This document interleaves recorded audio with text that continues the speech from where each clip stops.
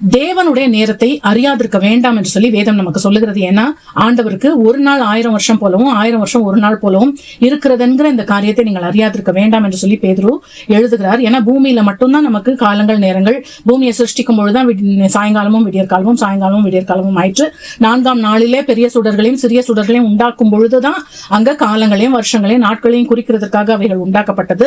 அதனால ஆண்டவர் காலத்திற்கு அப்பாற்பட்டவர்.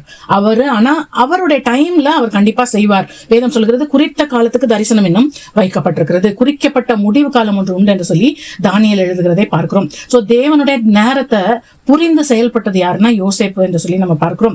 யோசேப்பு சிறைச்சாலையில் இருக்கிறார். அவர் சொப்பனங்களுக்கு அர்த்தம் சொல்லுகிறவர் என்று பார்வோன் கேள்விப்பட்டு அவரை வர சொன்ன உடனே பார்வோனுடைய சொப்பனத்தோடைய அந்த சோர்ஸ் ஆண்டவர் என்பதை யோசேப்பு புரிந்து கொண்டார். ஆண்டவர் தான் பார்வோனுக்கு இந்த சொப்பனத்தை கொடுத்தார் என்றுதானே அந்த ஆதாரத்தை முதல்ல புரிஞ்சு கொண்டாரு. அதுல 7 வருஷம் சம்பூர்ணமா விளைச்சல் இருக்கும், 7 வருஷம் பஞ்சம் இருக்கும்னு சொல்லி அவரு அங்க அந்த சொப்பனத்துக்கு ஒரு விளக்கத்தை கொடுத்துட்டு அந்த இன்சைட்டை அந்த வெளிப்பாட்டை ஆக்ஷனாக அவர் மாற்றுகிறார், அங்க கிரியை செய்கிறத நம்ம பார்க்கிறோம். நம்ம நிறைய பேர் நமக்கு தெரியும், நான் ஜோமன் இருக்கேன், ஆண்டவர் எப்படியாவது செய்வார்னு தெரியும். ஆனா நம்ம அந்த ஆக்ஷனுக்கு நேராக அதற்கு வேண்டிய ஆயத்தத்திற்கு நேரம் நம்ம போகிறது இல்லை. உடனே அவர் என்ன செய்யறாரு, அங்க விவேகமும் ஞானமும் உள்ள ஒரு மனுஷனை எகிப்துக்கு அதிகாரியாக ஏற்படுத்துறதுக்கு அவர் ஆலோசனை கொடுக்கிறாரு.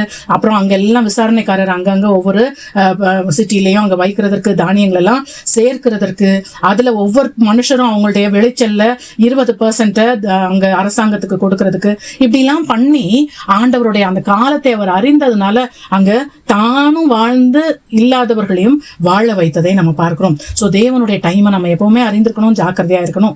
தேவனுடைய டைமை அறியாதிருந்தவர்கள் யாருன்னு சொல்லி பார்த்தோம்னா கடைசி காலத்துல பரியாசக்காரர். அவங்க தங்களுடைய சுய இச்சைகளின்படியே நடந்து ஆண்டவர் வருவாருன்னு சொல்கிற வாக்குத்தத்தம் எங்கே பிதாக்கள் நித்திரை அடைந்த பிறகு அப்போல இருந்து ஆதி அப்போஸ்தலருடைய காலங்கள்ல இருந்து ஆண்டவர் வராருன்னு தானே சொல்றீங்க, அதெல்லாம் ஒன்னும் இல்லைன்னு சொல்ற பரியாசக்காரரை போல நம்ம இருக்கக்கூடாது என்று சொல்லி வேதம் நமக்கு சொல்கிறது.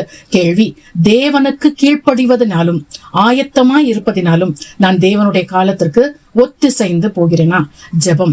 அன்புள்ள ஆண்டவரே, உம்முடைய வருஷங்களை புரிந்து கொள்கிறதற்கு, உம்முடைய காலத்தை புரிந்து கொள்கிற ஞானத்தை, அது விசேஷித்த ஞானம், அதை எங்களுக்கு தாங்க. எங்களுடைய நாட்களே கதையை போல நாங்க கழிச்சு போற்றக்கூடாது. எங்களுக்கு நீங்க கொடுத்த எல்லா தரிசனங்களும் குறித்த காலத்திற்கு வைக்கப்பட்டிருக்கிறது. சோ எங்களுக்கு எல்லாவற்றுக்கும் நீங்க பதில் வைத்திருக்கிறீங்க என்று சொல்லி நாங்க அறிந்து யோசேப்பை போல விவேகமாய் நடந்து ஆண்டவரே எந்தெந்த காலத்துல என்ன செய்யணும்னு அறிந்து அப்படி நாங்க செயல்பட்டு கர்த்தருடைய ஞானத்தை பெற்று வாழவும் உம்முடைய வருகைக்கு ஆயத்தமாகவும் நீங்க எங்களுக்கு உதவி செய்யுங்க. ஆமென்.